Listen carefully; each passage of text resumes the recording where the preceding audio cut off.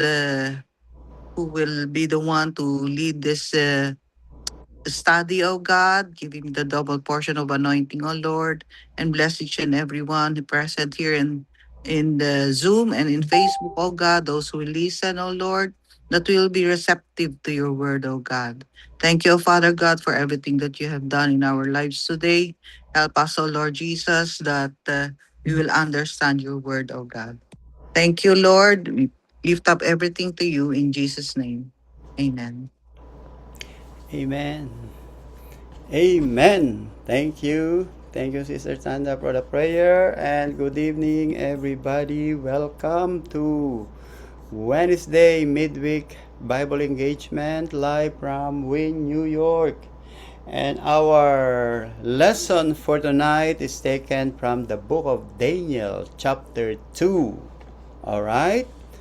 And before we proceed to our lesson, we will have some review. So there will be in this lesson, in this chapter 2 of Daniel, there's a lot of prophecy that we will be talking about. But before we have, okay, let's have a review. All right, but this review is in the form of quiz. Okay, you know, I'm a Bible teacher. So the review will be given like this. So you don't have to answer. You just answer it by heart. All right? Okay, so look at the first question. This is the review. According to Daniel 1, why were Daniel and his friends selected to be trained in the king's court? Letter A, they had already served in Babylon's army. Letter B, they were the oldest men in Judah.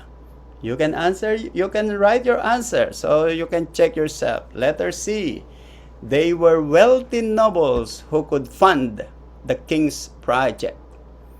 Letter D, they were young men without physical defect and showed aptitude for every kind of learning. You have 10 seconds. All right, those who are in Facebook, you can answer it just by yourself. 8, 7, 6, 5, 4, 3, 2, 1. The answer is letter D. All right, so if your answer is D, you're correct. Okay, so you have second question. According to Daniel 1, what was the main reason Daniel resolved not to resolve to defile himself with the royal food and wine? Okay, A, he was allergic to Babylonian food. B, he wanted to protest against King Nebuchadnezzar's rule. C, he disliked the taste of meat and wine. Letter D, he wanted to maintain faithfulness to God's law regarding food. 10, 9, 8, 7, 6, 5, 4, 3, 2, 1. So what is your answer? The answer is letter D. All right. He wanted to maintain faithfulness to God's law regarding food. Okay, so my brothers and sisters, those who are newcomers, this is a review in the form of quiz. All right, this is first time to do. Okay, so we have now the third question. So we have only 5 questions. Okay, so this is the third question, the third review. What kind of test did Daniel propose to the overseer to prove that he and his friends could remain healthy without eating the royal food? A, a test of their knowledge of Babylonian literature. B, a 1-month test where they work harder than others. C, a 3-day fast with no food and drink.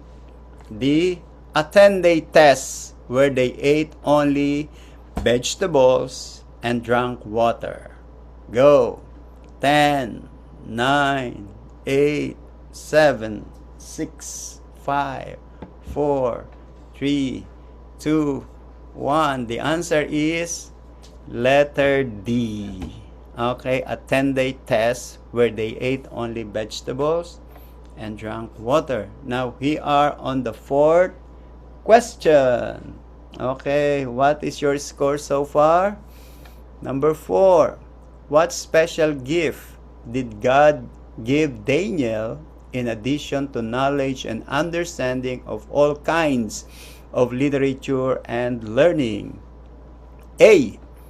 Extraordinary physical strength. B. Leadership over the Babylonian army. C. Skill in architecture and building design. D. The ability to interpret dreams. 10, 9, 8, 7, 6, 5, 4, 3, 2, 1.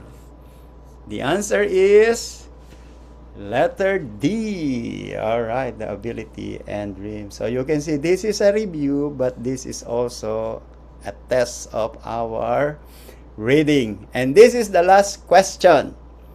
The last question is, at the end of the training period, how did the king evaluate Daniel and his friends compared to the other trainees?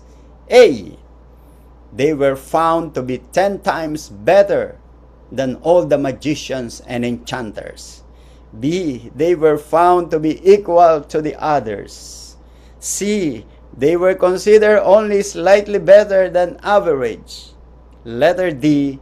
They failed the evaluation and were sent back to Judah. 10, 9, 8, 7, 6, 5, 4, 3, 2, 1. The answer is letter A. Okay, they were found to be 10 times better than all the magicians and enchanters. Alright, so how is your score? Okay, if your score is 5, you are excellent. Okay, Bible, you are just like Daniel. Number 4, very good. Number 3, good. If your answer is 2, average. If your answer is 1, read again. Alright, read again. Okay, you're already born again. You need only to read the Bible. Alright? Okay, so every week, that is how shall we review I will prepare 5 questions so that you can remember what was written or what we have discussed last week. Okay, this is unique, right? This is unique. Okay, so now let's go to the book of Daniel. Alright, the book of Daniel is said to be a prophetic book and at the same time apocalyptic. Now let's start and let's move on to Daniel chapter 2, 1, 2, 3. Let me read it. Now in the second year of Nebuchadnezzar's reign, Nebuchadnezzar had dreams, and his spirit was so troubled that his sleep left him. Then the king gave the command to call the magicians, the astrologers, the sorcerers, and the Chaldeans to tell the king his dream. So they came and stood before the king. And the king said to them, I have had a dream. It's just like Martin Luther King. I have a dream. And my spirit is anxious to know the dream. Alright, so this is what happened to Nebuchadnezzar. He was the greatest emperor or the greatest king during that time. And he had a dream. But the problem is, he cannot remember the dreams that he had on the night. And I think it also happened to you, to me, diba? You have a dream, but you cannot remember. I don't remember my dream last night, but I know I had a dream. It happened to many people, all right? And according to Daniel, this dream happened on the second year of Nebuchadnezzar's reign. Okay? So you can see who was Nebuchadnezzar. Okay, Nebuchadnezzar was the king of Babylon, and he was the greatest king during those time. Okay, and as I've said in our last meeting last week, so this stone is said to be, okay, the stone that was found in Babylon in 1800, and they said that this is the picture, or this is the image of King Nebuchadnezzar. All right, it was found somewhere in the palace of King Nebuchadnezzar, and it's somewhere in this area. Okay, remember that he was very, very powerful. Okay, this is the Babylonian Empire. Okay, so Nebuchadnezzar was born in 642 BC. Okay, 642 BC, and he reigned. Okay, he reigned in 605 BC when he was 37 years old, and then he reigned until 562 for 43 years, and then he died when he was 80 years old. All right, so he died at the age of 80, and according to Daniel, now in the second year of King Nebuchadnezzar. So if Nebuchadnezzar was received the throne in 605, so it means this dream happened on the second year, which is minus 2 years. So it means 603. Okay, remember that BC is, the calendar in BC is going down, down, down. But for AD, it's going up, up, up. Okay, so you can see here that if you will look at the timeline of Israel's history, so look at that. King Josiah was born in 642 BC. So King Josiah was born on the same year when Nebuchadnezzar was born. Okay, they were born on the same year. All right, and then in 605, okay, 605 was during the time of Jehoiakim. Okay, remember that Josiah was killed by King Pharaoh Necho of Egypt. And then his son Jehoahaz was also killed by Pharaoh Necho. Okay, and then Jehoiakim was the king when Nebuchadnezzar went to Israel. And in 605 BC, during the reign of Jehoiakim, King Nebuchadnezzar went to Israel, and then he besieged the Israel, he conquered Israel, and then he took Jehoiakim to Babylon, and then he was killed there. Okay, so those were the background. Okay, so based on our lesson, Nebuchadnezzar had a dream, and this dream is God's way. Okay, God, sometimes God delivers his message to us people in a dream. All right, sometimes you have a dream, and then you will discover that oh, God has a message for me. All right, but not all dreams are from God. Okay, not all dreams, and our dreams are not reliable. Okay, you cannot rely on your dream to wait for the Lord's message. All right, the most important, okay, if you want to know the message of God, if you are seeking message from God, the best thing for you to do is to go to the Bible. Go to the Bible, read the Bible, and don't wait for the dream. Because although God spoke in dream in the past and in the present, but as I have said, you better rely on the Word of God than the dream. Because dreams are not reliable. Okay, God can speak to dream, but it doesn't mean that all dreams are from God. And so it so happened that during this period, the Lord spoke to King Nebuchadnezzar in a dream. All right. Then number 2. So Nebuchadnezzar once he said to the sorcerer, astrologers, and magician, he said that I have a dream, and my spirit is anxious to know the dream. I want to know the dream, but the problem is I cannot remember. That's the meaning of that. I cannot remember. And then look at that. Then the magician told Nebuchadnezzar to tell them the dream. But the problem with Nebuchadnezzar is that he refused to tell the dream. He doesn't want to tell the dream to the sorcerers, to the magicians. Look at Daniel 2:4. Then the Chaldeans spoke to king in Aramaic. So look at that. Remember that the language of Jesus was Aramaic. What happened to the language of Hebrew during the time of Jesus? Okay, suppose you were asked about the language, how come that the Israelites spoke Aramaic during the time of New Testament? Is it not Hebrew is their original language? Yes. But the problem is they almost lost the Hebrew language because Aramaic is a language of the empire. Okay? And the empire has to impose the new language to their subjects. This is what happened to Spain. Look what happened to the Latin American countries. They lost their language. Look what happened to the people here in America. Okay, the people here, the original people here has lost the language and it became English because it was the English people, the British, that conquered this.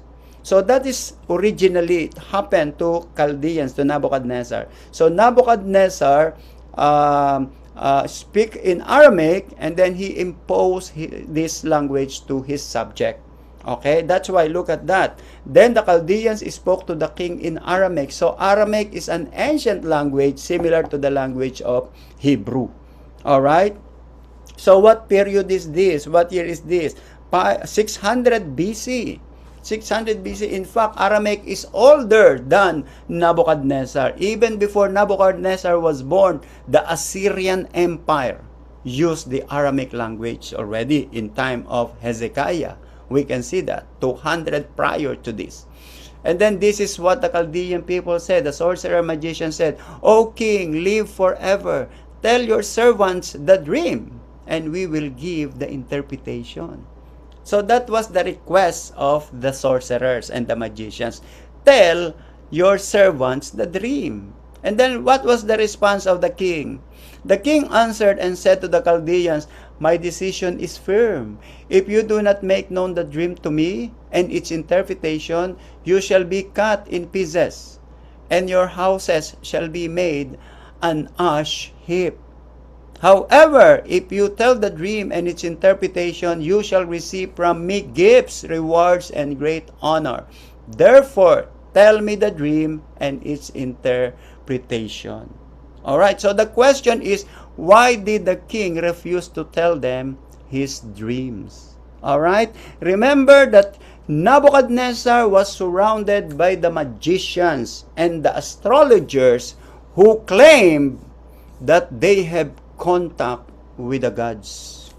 Alright, so Nebuchadnezzar wants to test. He wanted to test the sorcerers, okay, who claim that they have connection with the deities. Okay, that's why Nebuchadnezzar, I will not tell you my dream. I want you to tell me my dream. In Tagalog, basta, I will not tell you the dream. Tell me the dream. Alright? So, Nebuchadnezzar was very, very intelligent because he said, you have connection with the deities, so contact your deities. Contact your gods. Alright?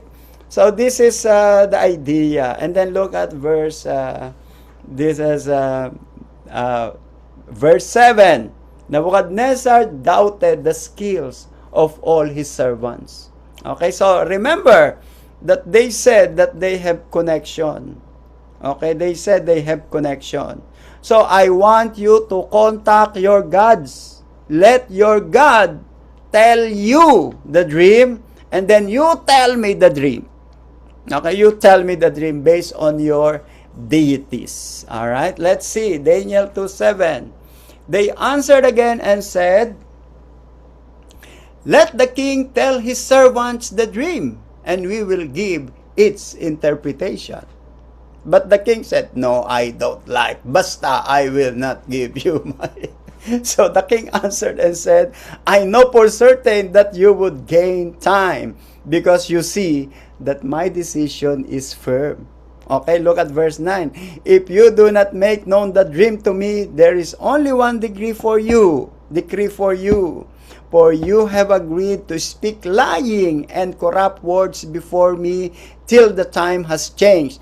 Therefore, tell me the dream, and I shall know that you can give me its interpretation.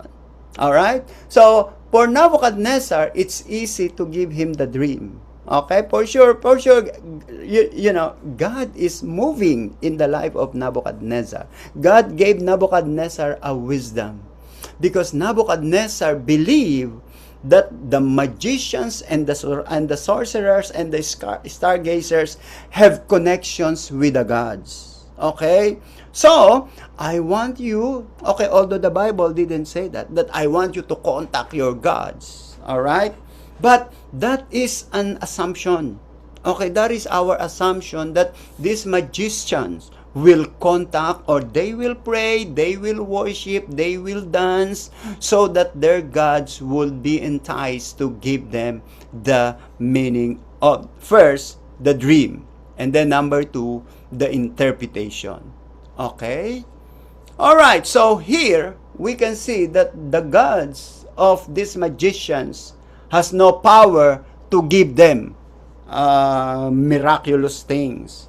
Alright, now, okay, so no one can tell but the God. So look at the statement of this statement, of these Chaldeans. 2:10. The Chaldeans answered the king and said, when we say Chaldeans, it means these are the sorcerers. Okay, the sorcerers, magicians, and the stargazers. So the Chaldeans answered the king and said, there is not a man on earth who can tell the king's matter. Therefore, no king, lord, or ruler has ever asked such thing of any magicians, astrologer, or Chaldeans. It is a difficult thing that the king requests, and there is no other who can tell it to the king except the gods, whose dwelling is not in this place. So this is the claim of the sorcerer. Okay, nobody can tell you what is your dream except the deities, the gods. And then they even claim that it is not a man on earth, but only the deities. But look at the response of Nebuchadnezzar in verse 12. For this reason, the king was angry and very furious, and gave the command to destroy all the wise men of Babylon. So you can see here that the king was very furious because he discovered that these Chaldeans and these sorcerers and these magicians were not telling the truth, that they have contact with the gods. Okay? If you believe that only the deities, only the gods has the power to know the dream and to interpret the dream, why don't you contact them? That is the idea of King Nebuchadnezzar. If you believe that it can be revealed by the deities. Okay? So Nebuchadnezzar has a dream, and then his sorcerer has to contact the deities. But according to the sorcerer, nobody can know. Now, Nebuchadnezzar said, yeah, I know that nobody can know it, but you told me that you have a contact with the deities. Why don't you contact them now? Why don't you tell them that our king is asking your favor? That's why he said that now I know that you are deceiving me. Okay, that's why, what did he do? Okay, he commanded to destroy all the wise men of Babylon. And then look at verse 13. So the decree went out, and they began killing the wise men, and they sought Daniel and his companions to kill them. So Daniel was in danger. He was in danger. Okay, Shadrach, Meshach, and Abednego were all in danger because they were considered magicians. Remember that they studied for 3 years there in the house of the king, and then all of a sudden, here is what happened. So all the magicians, they began to kill them one by one, and then Daniel also were supposed to be destroyed. Okay, so the dream shows that the magicians had no contact with the gods. Because if they have contact with the gods, they will contact the gods. Okay? They were only deceiving and fooling the king. But Daniel and his friends' lives were in danger too. They were part of the group of the magicians and the sorcerers, and this is the moment for Daniel to shine. Okay, because God ordained it. You know, sometimes God is putting us in a situation, in a very difficult situation. I believe it happened to you, it happened to me. Sometimes God allows you to be on a very difficult situation so that your testimony will be exposed. All right? And look at this. This is a very, very ancient discovery. This is very ancient discovery. Okay, that this is how the sorcerers and magicians contacted their gods. Okay, they are contacting their gods, and then they will relay the message to the king. Okay, they will relay the message to the king. So these three images, okay, this is magician, astrologers, and Chaldeans contacting the gods and then relaying the message of the gods to the king. All right? You know, when I was in Louvre Museum in Paris, this is what I discovered. Okay, this is original. Okay, this is original stone discovered in Baghdad, Iraq. And this is just like, look at that. They cannot tell what is the name of the king, but they can tell that these are the sorcerers who contacted the sun, the moon, and the stars. That's why they were called astrologers or sky gazers. Okay, they have to study, read, and understand the formation of the stars, moon, and sun. And then, after knowing and analyzing this, they will tell it to the king what is the message of the gods. Okay? Now, it was discovered by Nebuchadnezzar that the message of the sorcerers were false. Okay? Based on this, you are not telling me the truth. Everything that you have told me are all lies. And this is another, so look at that, this is another discoveries. Okay, so this is the sorcerer. Okay, and he is doing magic here or some voodoo. I don't know. In Africa, we call it voodoo. But in the Middle East, this is ceremonial. Okay, ceremony, how to contact the gods in the sun. All right, now if you want to be a magician, let us say you want to be a new magician for beginner. All right, so you can buy this book from Amazon. All right, a Chaldean numerology for beginners. All right, now this is Chaldean magic, its origin and development. All right, so probably these are some ancient books. All right, now Sister Sandra, Sister Gigi, and Deacon Jonas, if you want to use this skill, okay, to be like Daniel, they are all available. Okay, so you will just like this. All right, you will just like them. All right, okay, so now what happened? Remember that Daniel was in danger. Daniel, Shadrach, Meshach, and Abednego were in danger because all of the magicians and sorcerers began to be killed by Nebuchadnezzar. They were killed by Nebuchadnezzar one by one. So it's time for Daniel to come and tell the king what is the dream and what is the interpretation. Verse 14. Then, with counsel and wisdom, Daniel answered Arioch, the captain of the king's guard, who had gone out to kill the wise men of Babylon. He answered and said to Arioch, the king's captain, "Why is the decree from the king so urgent?" Then Arioch made the decision known to Daniel. So Daniel went in and asked the king to give him time that he might tell the king the interpretation. 17. Then Daniel went to his house and made a decision known to Hananiah, Mishael, and Azariah, his companion, that they might seek mercies from the God, of heaven concerning this secret, so that Daniel and his companion might not perish with the rest of the wise men of God. All right? So the first action of Daniel and his friends was to seek first the kingdom of God.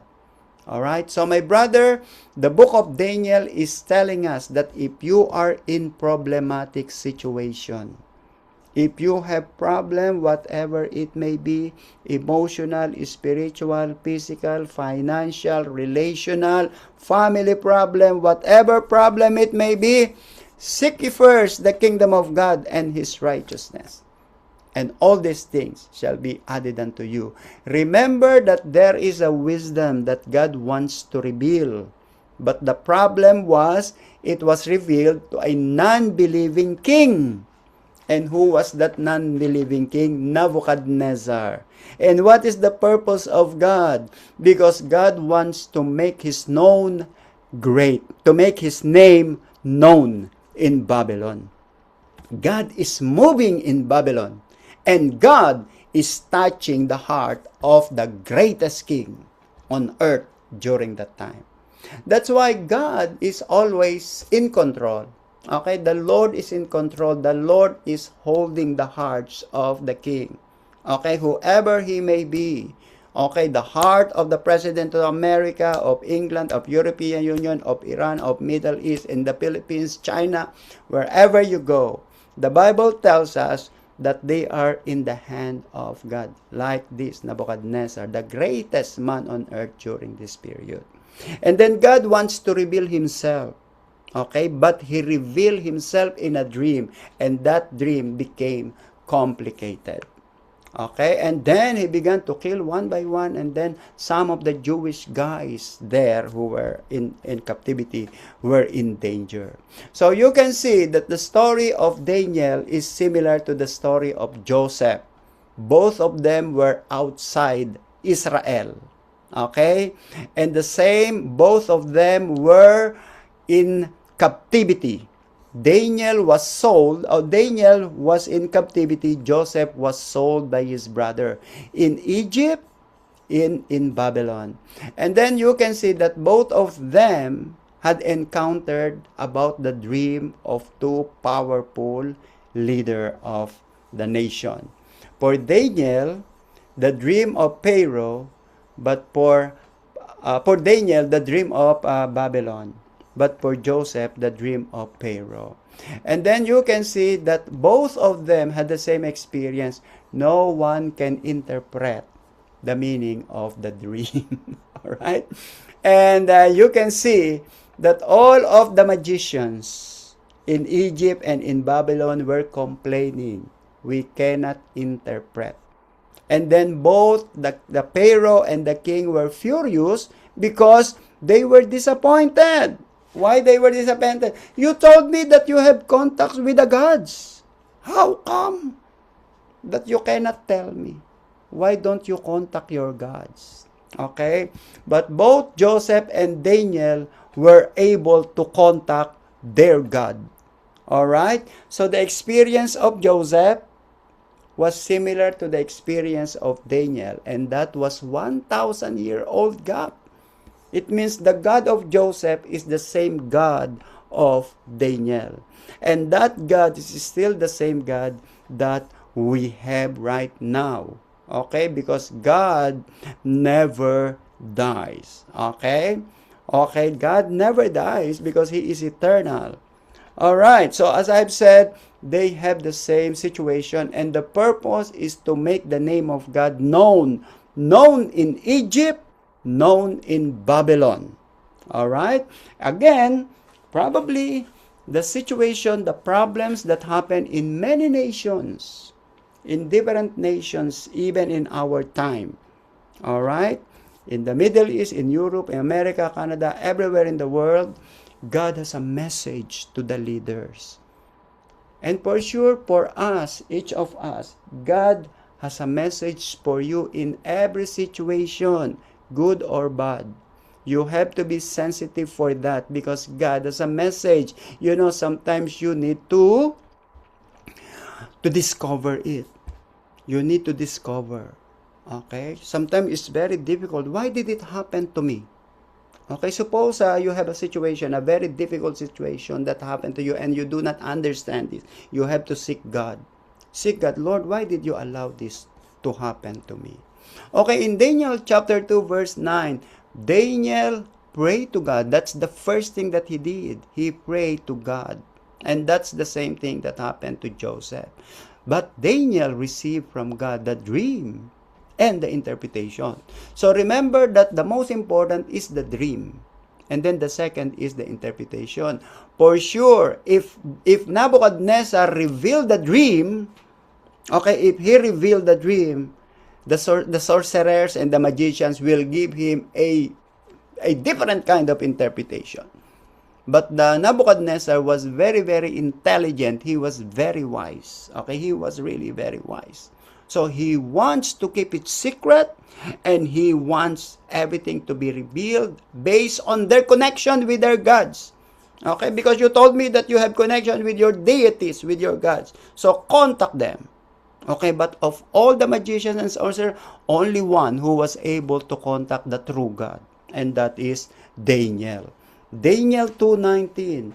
Then the secret was revealed to Daniel in a night vision during the prayer. So Daniel blessed the God of heaven. So you can see, how did the Lord reveal the secret, the dream to? He said it is in a night vision.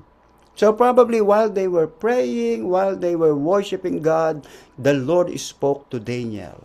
Alright? 20. Daniel answered and said, Blessed be the name of God forever and ever, for wisdom and might are His. My brothers and sisters, do not forget to pray. And while you are praying, open your spirit so that God can reveal something mysterious in your life. Sometimes we pray in memorize, or sometimes we just quote the verse. Sometimes we just play the music and we don't allow ourselves to hear the voice of God. All right? The message of Daniel here is very, very certain. If you will pray to God and if you will listen to the voice of God, God will tell you something mysterious. Okay? So the word here is, then the secret was revealed. The word secret is the mystery was revealed. Okay? And this mystery was given to King Nebuchadnezzar. Okay, and then Daniel praised God and said, Blessed be the name of God forever and ever, for wisdom and might are His. 21. And He changes the time and the seasons. He removes the kings and raises up kings. He gives wisdom to the wise and the knowledge, and to those who have understanding. He reveals deep and secret things. He knows what is in darkness, and light dwells with Him. So you can see this prayer. In fact, this is a prayer, and at the same time, it is an exhortation. It is an exhortation and a revelation of the nature of God. According to Daniel, He changes the time and the season. Okay, sometimes we love the president, and then after a few years, we hate the president. He changes the time and the season. He removes kings and raises up kings. So it means it is the Lord who set up kings. It is the Lord who removed kings, and He allows that. All right, that's why we Christians, we should not get involved so much in politics, because it is not us, but it is God who set up, who raises up kings, not you. There are some Christians who are fighting for the sake of their politician. They will fight, they will speak evil things against their opponents, and yet they will praise the Lord. Hallelujah. Okay, that is, I don't know what kind of spirit do they have. That's why Daniel said he gives wisdom to the wise and knowledge to those who have understanding. We need to understand our situation and your condition now. That you are a child of God. You are not a child of a politician. Alright, we should not be moved by the politician in this world because they do not know you. But the Lord knows who you are. He even know what kind of heart do you have. And then he said, he reveals, you can vote for the politician, but don't fight for them and expose yourself in evil things. Alright? Because that is your right. Okay, that is your right, the suffrage, the right of suffrage to elect leaders. But you don't have to fight. You don't have to open your mouth and speak negative against the opponents of the politician whom you are supporting. He knows what is in the darkness and light. Okay, so Daniel's prayer tells us that the Lord is supreme. The Lord is sovereign. Okay, remember when Jesus Christ spoke to Pilate? Pilate said to Jesus, do you know that I have the power to crucify you or not to crucify you? And then Jesus Christ said to Pilate, unless the Lord gave that power to you, you have no power over me. That is the meaning of sovereign. So it is God who gives. It is God who approves for everything that happened in your life. And it is God who increases our life. And it is God who shortens our lives. It is God who gives life. And it is God who kills and removes our life. Okay, but we have to take care of our life. Alright, 23, and then he said, I thank you and praise you, O God of my fathers. So it means the God of his ancestors. It means the God of Abraham is still active even in the foreign land. Remember that they were in the foreign land by this time. They were in Babylon. They were not in the Holy Land. And then Daniel claimed that the one who revealed wisdom to him is not the deities of Babylonian, not Marduk, not Bel, not the gods, but the God of my fathers. All right? You have given me wisdom and might and had now made known to me what we ask of you, for you have made known to us the king's demand. All right. So talagang you will praise God for all of this revelation. So what happened to Daniel? Daniel went to the palace to reveal the secret. Wow, I have a revelation from God. All right. Daniel 2:24.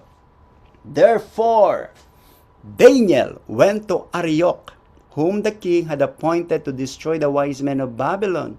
He went and said thus to him, do not destroy the wise men of Babylon. Take me before the king, and I will tell the king the interpretation. Wow, yabang. Wow, he's very proud because the Lord was his backup. Praise God. If God is with you, who can be against you? And Daniel knows that. Then Arioch quickly brought Daniel before the king and said thus to him, I have found a man of the captives of Judah who will make known the king the interpretation. So Arioch, the sidekick of Nebuchadnezzar, was very happy. Can you imagine? Because Arioch, every year, he chop the head of a person. Can you imagine? Every day, you are cutting off the head of people. Tomorrow, you have another one, another one, another one, another one. And that is traumatic to Arioch. And now, for the first time, there is someone who has the guts to say, I can tell the dream and its interpretation. So, this is the palace of Nebuchadnezzar, according to that Pergamon. So, when you go to Germany, I told you, and this is an AI, okay, generated palace of ancient Babylon. Okay, so again, I'm comparing the story of Joseph and Daniel. Both, okay, God gave both of them an opportunity to testify about the God of their forefathers. All right, the God of Daniel was revealed to be the greatest God of all. Okay, the God of Joseph was revealed to be the greatest God of all. And that God became human being in the person of Jesus Christ. Remember that the purpose of God for all of these dreams is to make His name known. To make His name known. That is the witness of Israel. Okay, remember that when God called Abraham, in you, all the families of the earth will be blessed. So, the intention of Joseph and the intention of Daniel was similar to the message of God to Abraham. Okay? You will be blessing to the nations. You will be blessing to the nation. In Daniel chapter 2:26, Daniel acknowledged first the God of heaven. Daniel 2:26, look at the king's message. The king answered and said to Daniel, whose name was Belteshazzar, are you able to make known to me the dream which I have seen and its interpretation? Okay, remember the question, are you able? Are you able? And then look at the answer of Daniel 27.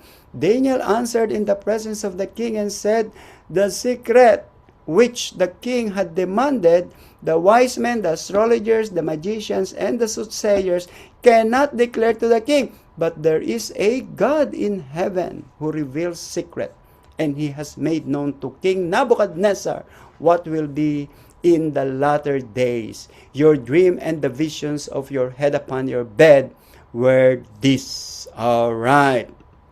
As for you, O king, thought comes to your mind while on your bed about what would come to pass after this. So he said, while you are sleeping, while you are lying in your bed, God spoke to you. And then God, look at that, and He reveals, secret has made known to you what will be. Okay, so according to Daniel, God spoke to you and revealed something. Okay, and then 10, but as for me, this secret has not been revealed to me because I have more wisdom than anyone living. But for your sake, who made known the interpretation to the king, that you may know the thought of your heart. All right, so this is very important. This is a very important message of Daniel, not only to King Nebuchadnezzar, but also to all believers. God spoke to us sometimes in dreams, or sometimes God spoke to us in difficult situation, that our thought, that the thought of our hearts may be revealed. Okay? God wants you to know who you are in the eyes of God. He wants you to know yourself, who you are, when you stand in the presence of the Lord. And that is what God wants Nebuchadnezzar to know. Because Nebuchadnezzar was so proud. He thought that he controls everything.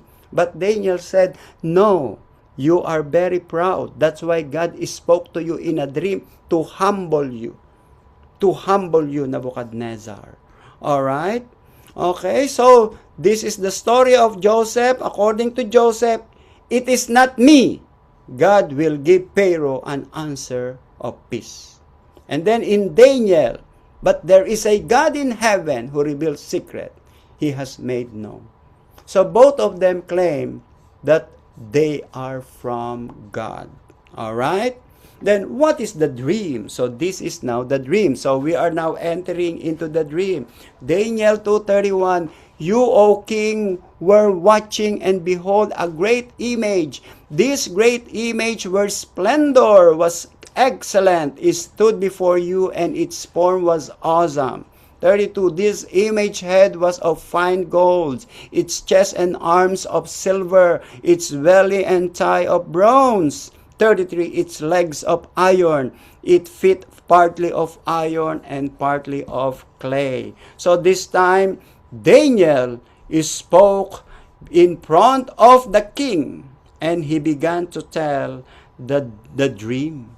This is the dream. The dream is like an image. Remember that Nebuchadnezzar has a dream, but the problem is he cannot remember. He forgot. And then Daniel revealed to him this is your dream. And in your dream, there is a statue. The head is gold. The arms and the chest is silver. Okay, and then this is the bronze. The belly is the bronze, and then the legs are iron, and then there is the feet, iron and clay. All right, and then 34, you watch while a stone was cut out without hand, which struck the image of his feet, or iron and clay, and broke them in pieces. So according to Daniel, you are watching this image. And then while you are watching this image, there is a stone. There is a stone cut out without hands, which struck the image on his feet of iron and clay. So accordingly, there is a stone that comes from above, and that stone destroyed the feet. So if you will destroy the feet, the whole image will be destroyed. All right, the whole image will be destroyed, just like this. It will become pieces by pieces by pieces. All right.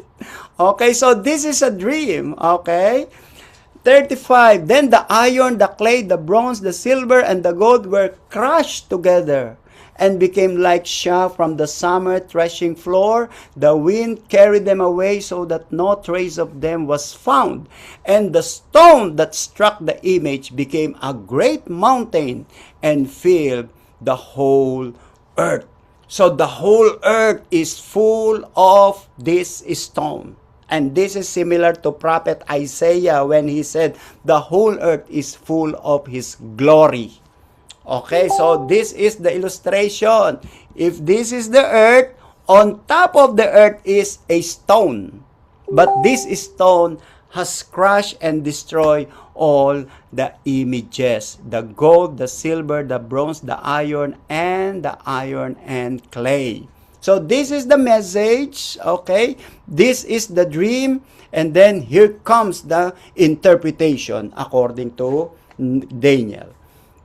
The interpretation, this is about the nations and empire. It is a world history in the future, and that is what we call prophecy. Okay, prophecy is a history in advance. Okay, 36. This is the dream. Now we will tell the interpretation of it before the king. You, O king, are king of kings, for the God of heaven has given you a kingdom, power, strength, and glory. And wherever the children of men dwell, or the beasts of the field, and the fields of and the birds of the heaven, he has given them into your hand, and has made you ruler over them, and you are this head of gold. So according to you are the head, this gold. Okay, so you are the head, and this is the very powerful, and it is the Babylonian Empire according to him. And then 39, but after you shall arise another kingdom inferior to yours, then another third kingdom of bronze, which shall rule over all the earth.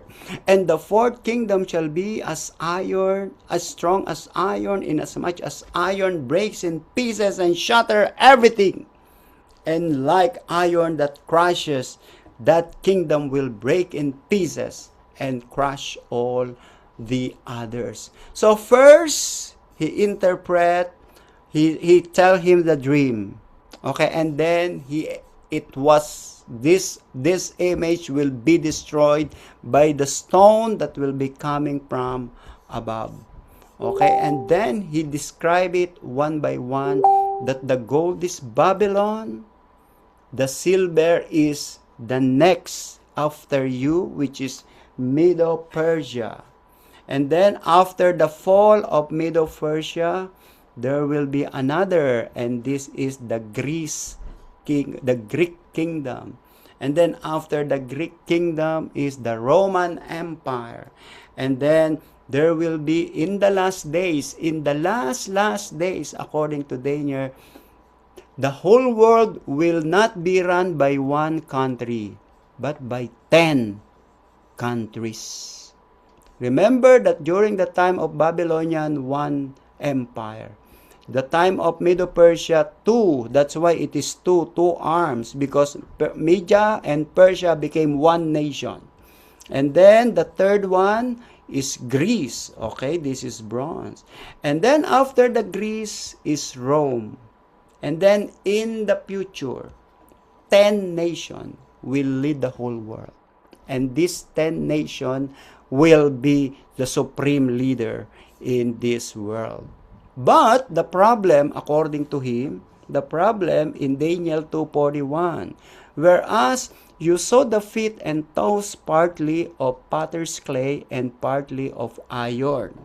The kingdom shall be divided, yet the strength of the iron shall be in it, just as you saw the iron mixed with the ceramic clay. But according to Daniel, in the future, okay, the feet and toes, okay, partly are iron, partly are clay. Okay, but the iron will remain powerful. So in our generation, we are only expecting that this world will be led by 10 superpower nations, because everything that happened had happened already. So 42, and as the toes of the feet were partly of iron and partly of clay, so the kingdom shall be partly strong and partly fragile.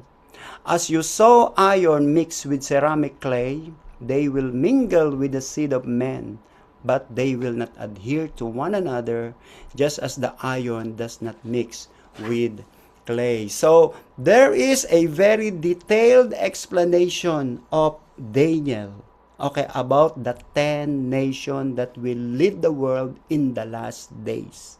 Okay, so let me give you again the image. So according to Daniel, this image, the gold is Babylon. Babylon became powerful empire from 605 to 539. After Babylon is the Persia. Persia became powerful from 539 to 331. After Persia is Greece. Greece became powerful from 331 to 168. And then after Greece is Rome. Rome began to rise up from 168 BC until 476 AD. So you can see Rome is the longest kingdom that ever reigned here on earth. But there will be a 10 nation that will reign, and the world will be controlled by the 10 nations in the distant future. And remember that this prophecy was written 2,500 years ago. And according to Daniel, the feet, they are together, but some of them are iron, some of them are clay. It means some of them are strong, but some of them are weak. But they are 10 nations. Now, according to many scholars, it could be some of the 10 European nations that will be united. 10 nations. Some of them are strong, but some of them are weak nations. But they can operate even though they are not equal in power, in leadership, in military, in economy, in wealth. But they are working together. They will use each other to control the whole world. That is the idea of Daniel. All right? So, right now, we are waiting for that. Okay, we are waiting that probably they will be coming from the United Nations, and this 10 nation from the United Nation or from European Union or from NATO or whatever, they will control the whole world. And these nations are 10, but they hate each other. That's the idea there. They are 10, they pretend that everything is okay, but actually they hate each other. All right? But the most important is 24. Look at that. Daniel 2, 44.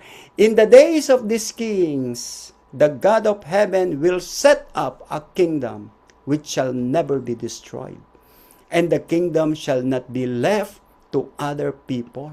So I want you to understand this, because there will be a kingdom. God will set up a kingdom, and this kingdom shall never be destroyed, and the kingdom shall not be left to other people. It means this kingdom shall not be led by people. Okay, it shall not be led by people. That's why, who is controlling the kingdom of God right now? God, the Holy Spirit. It is not Rome. It's not the Pope. It is not the religious leader of Baptist, Methodist, born again, Pentecostal, Iglesia, whatever. It is not them, but it is the Holy Spirit. That's why it is very clear. The kingdom shall not be left to other people. It is not people who will control in this kingdom. It shall break in pieces and consume all these kingdoms, and it shall stand forever. So the kingdom of God, which is the kingdom of Jesus, shall stand forever. Inasmuch as you saw that the stone was cut out of the mountain without hands. In other words, there is no man who remove and extract this stone from mountain, because it is a hand of God. And that it broke in pieces the iron, the bronze, the clay, and silver, and the gold. The great God has made known to the king what will come to pass after this. The dream is certain, and its interpretation is sure. According to Daniel, it will come to pass.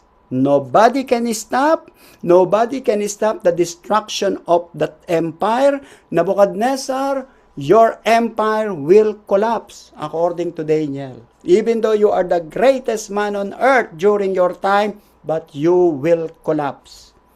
And then somebody will rise up and it will collapse. Another will rise up, they will collapse. Another will rise up, they will collapse. But there is a stone that will be coming from heaven, and that stone will fill the whole world, and it will be forever, and nobody can stop that kingdom. And according to Daniel, the dream is certain, and its interpretation is true. So this is just like this. In the last days, the stone will destroy all the kingdom. We know that the stone is the kingdom of God brought by Jesus. God is the rock of salvation. In the Bible, 2 Samuel 22:47. And that rock became human being. Peter called Jesus a living stone in 1 Peter 2:4. Paul called Jesus the rock in the desert in 1 Corinthians chapter 11 verse 4.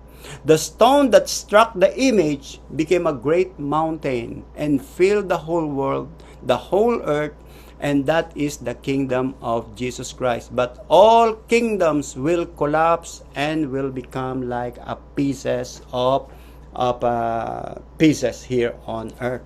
So you can see how many kingdoms that conquer and control the world. So many. In the Old Testament, we have Egypt, we have Assyria, we have Babylon, we have Persia, we have Greece, and then Rome, and then after Jesus, we have Byzantine, we have the Arabs, we have the British, the Spanish, the Portuguese, the French. Now we are America.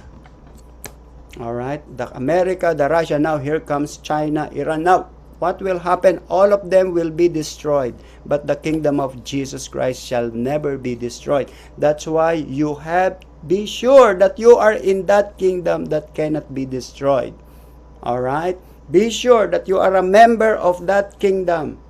All right, that kingdom, that stone is Jesus Christ. That stone represents the kingdom of God that shall never be destroyed and stand forever.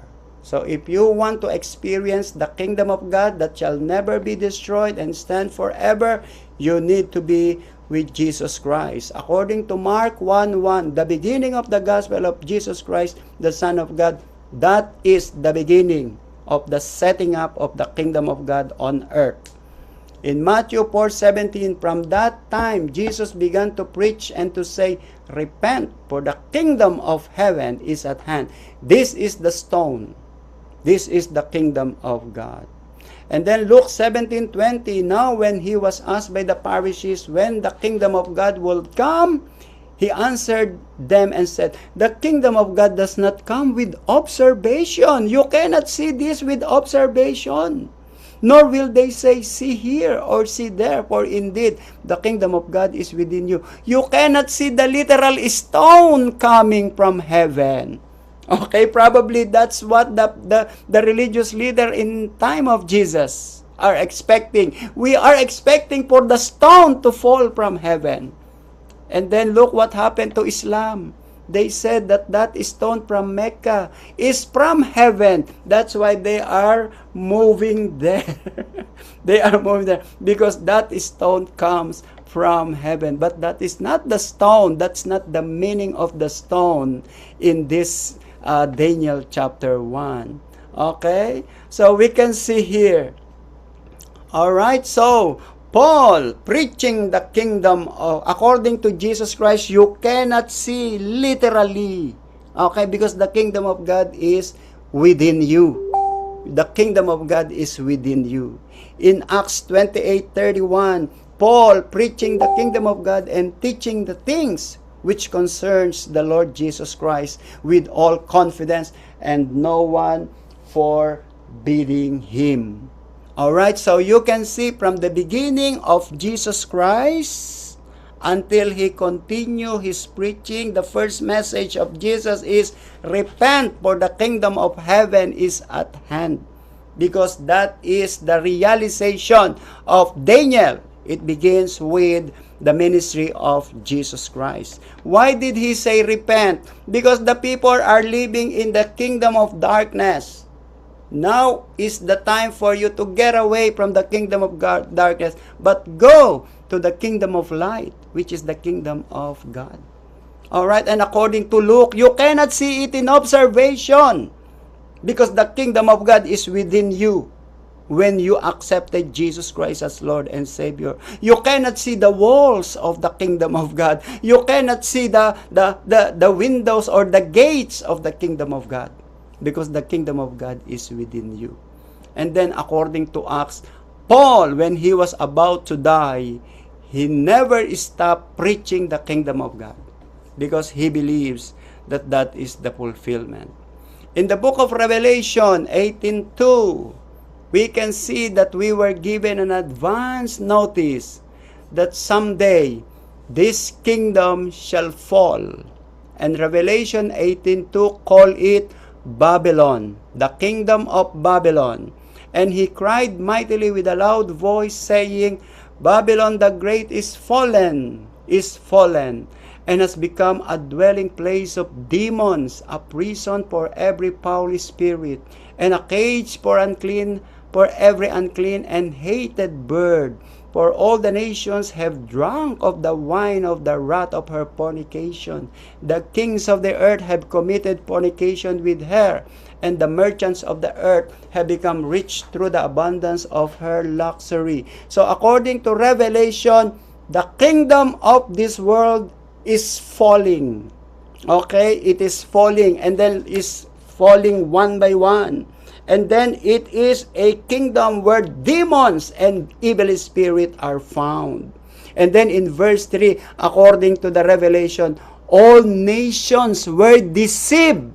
All nations were deceived. And who were the first to be deceived in the nation? The kings, the politicians, the kings and the queens were deceived by this false kingdom. And who else were deceived? The businessmen from China, from America, the businessmen from Germany, the businessmen from Puerto Rico and Philippines. They were all deceived because they have drunk with the evilness of this worldly kingdom. Alright? So you can see who are the promoter of evil kingdom in the world. The king, the kings, and who else? The partner of the kings, the merchants, the businessmen, the rich and billionaires. And they will fall according to Daniel. And what happened to Daniel? All right. So my brother and sisters, I have nothing against with the rich people. Only that do not neglect your responsibility to God. Okay? Because someday there is a higher being. There is a greater king. There is a greater businessman. That's why Christianity is the business of the Lord. We are partner of God. Our business is the gospel. Our product is the gospel of Jesus Christ. All right? That's why Paul said we are partners of God in his business. When Jesus Christ was in Jerusalem when he was 12 years old, according to his parents, Jesus said when he was 12 years old to Joseph and Mary, "Don't you know that I have to do the business of my Father?" All right? So Jesus is aware that his ministry is a business of the Father. That's why we are also merchants of God. We are not merchants of the world who are conniving with the kings and who are conniving with the kingdom of the world. Alright, so the idea in Daniel 2 is there will be kings and power, but all of them will fall one by one. Because there is a greater kingdom that will be set up in this world. Alright, so what will be the end of all of these dreams and interpretation? Promotion from God. Joseph was promoted. He became second leader of Egypt. And then Daniel was promoted. He became assistant of King Nebuchadnezzar. In fact, he was the chief of the magicians. Alright, he was the chief of them. And if you are chief of the magician, it means you are second to the king. And then in Daniel 2:46, then King Nebuchadnezzar fell on his face, prostrate before Daniel. So he bowed down to Daniel and commanded that they should present an offering and incense to him. They want to worship Daniel. They want to offer an incense at the feet of Daniel. The king answered Daniel and said, "Truly, your God is the God of gods, the Lord of kings, and revealer of secrets, since you could reveal these secrets." So this is what God wants from Israel. Remember that Israel was called by God to testify and to make the name of God known. And it happened to Nebuchadnezzar.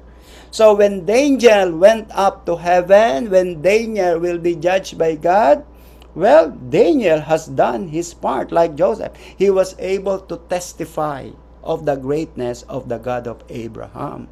48, then the king promoted Daniel and gave him many great gifts, and he made him ruler over the whole province of Babylon, and chief administrator over all the wise men of Babylon.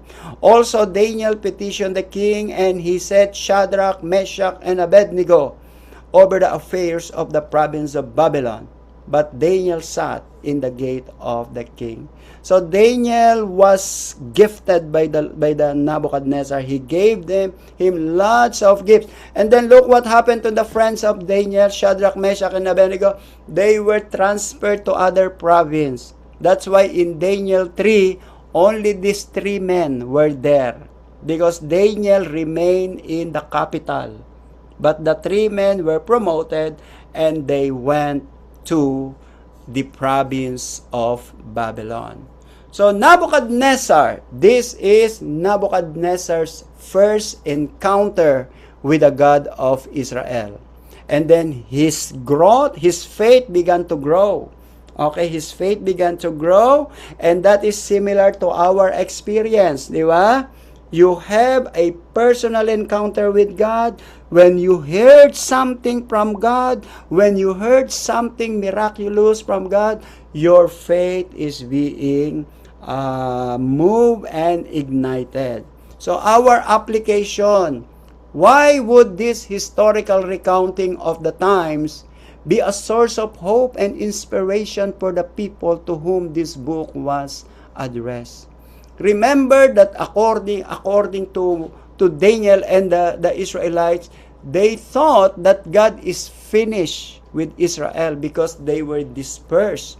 They were taken captives to other nations. So they thought Yahweh will not speak anymore. Yahweh will not be our God anymore. We are no longer people of Yahweh. It is just like in our time. If you have sufferings, if you don't understand what's going on in your life, do not lose hope. As long as you have hope, there is future in God. There is future in the Lord because hope is what we have. Okay, you always, if you have hope, if you have faith, if you have love, but hope does not disappoint us. You know, sometimes you love a person, but later on, when you see the face of that person, you begin to hate them. All right, sometimes you have faith, all right, and then you lose your faith. But hope, as long as you have hope, Tagalog, umaasa, you are hoping that someday God will fix everything. All right, and this is the idea here in Daniel. Though they were outside the country, but they still have hope that one day God will reveal them. I mean, God will redeem them from their captivity. All right, so next week we'll have another quiz. All right, Pastor Michael, do you have something to say?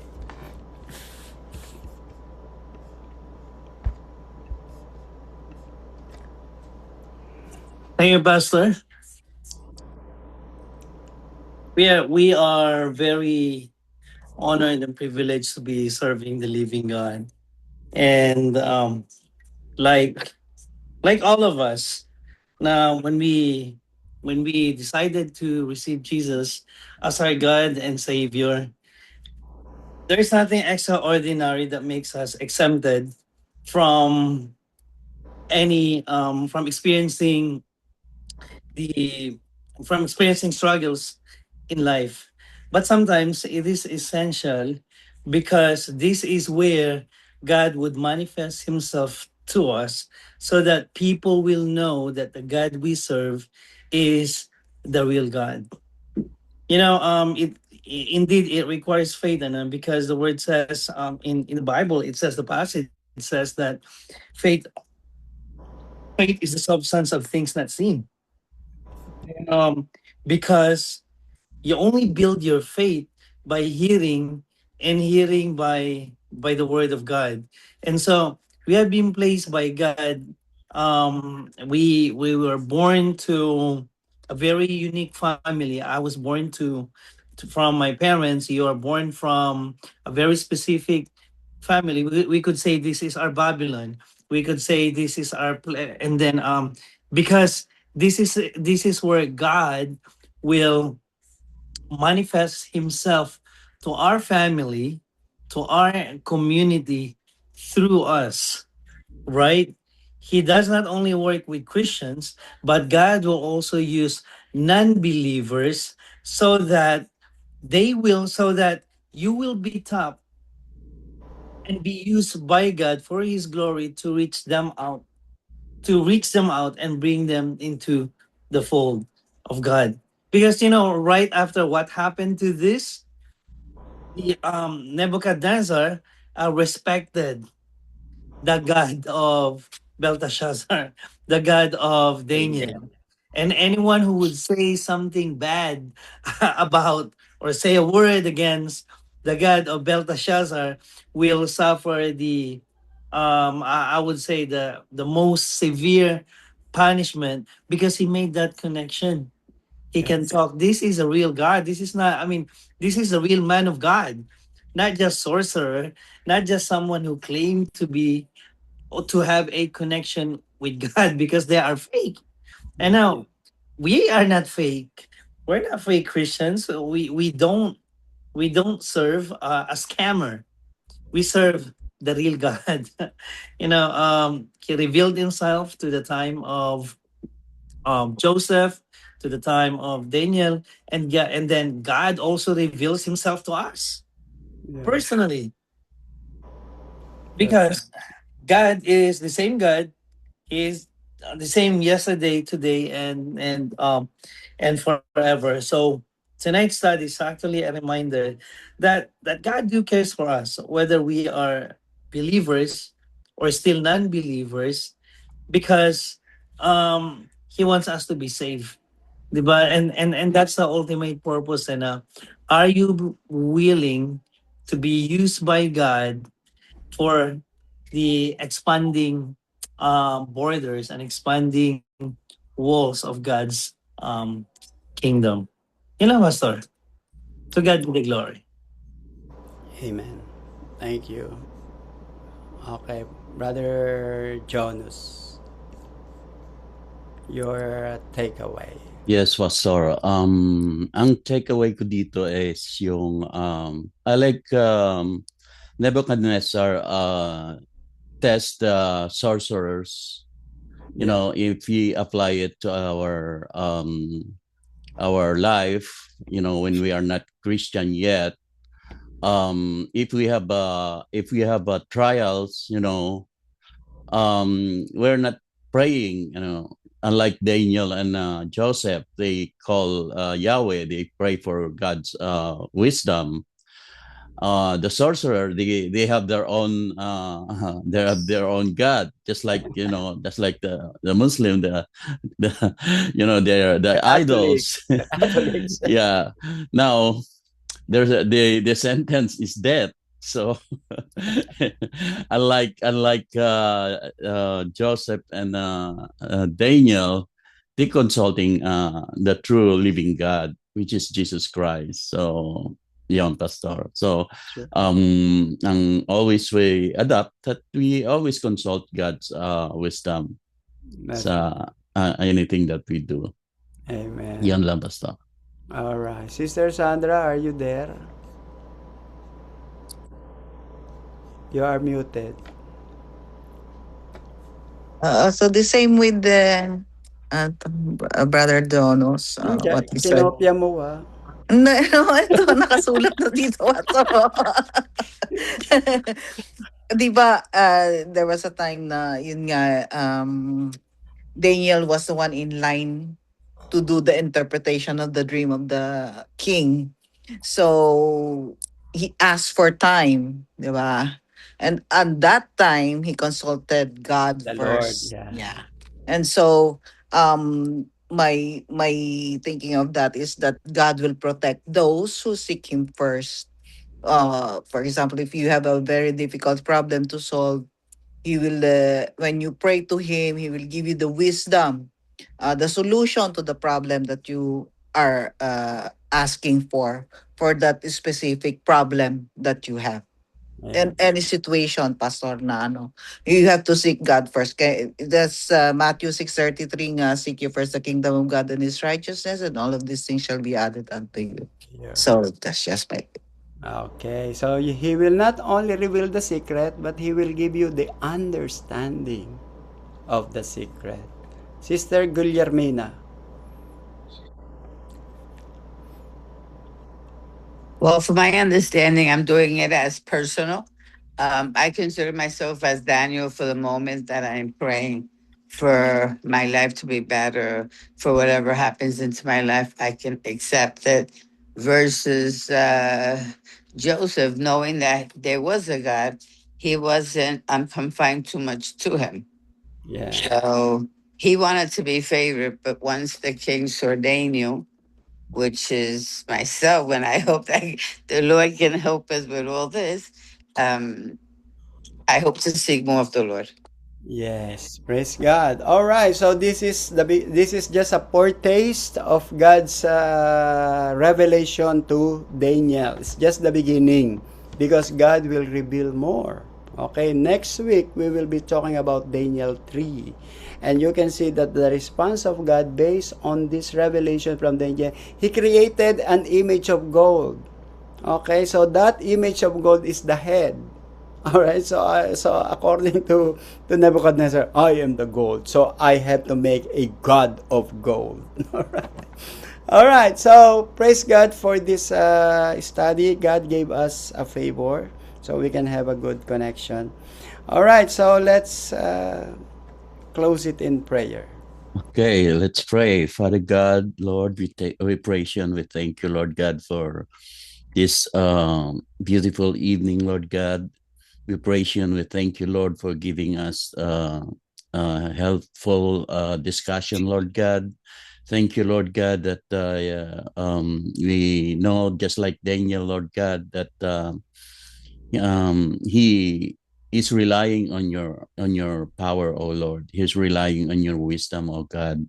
And Lord, thank you for tonight, Lord God, that we learn, Lord, in your words, oh God, that all in this earth, Lord God, will fall. Only God's kingdom remains forever. Words of God is forever. The kingdom of God is forever, and Jesus is forever. Lord, as we close this Bible study, Lord God, may your blessings and bless us tonight, Lord, when we are rest, Lord God. Give us a good night rest, Lord God, and restore our strength for tomorrow, oh Lord. Lord, we give you praise, we give you honor in Jesus' name. Amen. May the blessing of the Lord Jesus, the love of the Father, the communion of the Holy Spirit be upon us all. Go in peace. In Jesus' name. Amen. Amen. Happy 4th of July on Saturday. Happy 4th. Happy It's for it. 250 years. All right, so let's have a picture. Ready? Iker 4. 1, 2, 3. All right. Good night, All everyone, right. and Good Night, night. see everyone. See you, you Friday. Thank you, see you Pastor. Friday. Pastor God Ferdy, God bless. Pastor Mike, bless. God God bless. bless. Bye Bye-bye. Pastor Sam. bye. Okay, bye-bye. Available ka ba, Jono, sa Friday? Bukas ko pa malalaman, Pastor, kung All right. ano. Okay, Okay. salamat, Ikaw, Pastor. Sandra. Hindi po, may pasok po ako. Praise God. Hallelujah. Ay. Good night.